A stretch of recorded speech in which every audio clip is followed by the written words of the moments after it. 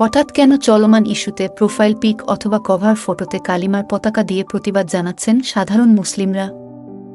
কেনই বা হঠাৎ ফেসবুক জোরে কালো পতাকার ছড়াছড়ি?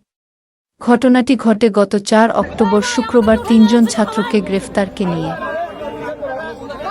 ইসলামী আন্দোলন বাংলাদেশের বিক্ষোভ মিছিল থেকে ৩ জনকে আটক করেছে পুলিশ। শুক্রবার ৪ অক্টোবর দুপুরে তাদের আটক করা হয়। তারা কালো পতাকা নিয়ে মিছিলে যোগ দিয়েছিলেন। প্রাথমিকভাবে আটককৃতদের নাম জানা যায়নি। আটক ৩ জনের কাছ থেকে জানা যায়, তারা মোহাম্মদপুর থেকে মোট ৫ জন এসেছিলেন মিছিলের উদ্দেশ্যে। পাশাপাশি তারা নিজেদের ছাত্র হিসেবে দাবি করেন। হাতে কালো পতাকা কেন জানতে চাইলে তারা বলেন, কালো পতাকায় কি সমস্যা আমরা জানি না। পতাকায় শুধুমাত্র কালিমা লেখা ছিল। তাই এই ঘটনাকে নিয়ে সাধারণ মুসলিমদের মধ্যে ক্ষোভের জন্ম নেয়। ফেসবুক ব্যবহারকারীরা তাদের প্রোফাইল অথবা কভার ফটোতে কালো কালিমার পতাকা দিয়ে ঘটনাটির প্রতিবাদ জানাচ্ছেন।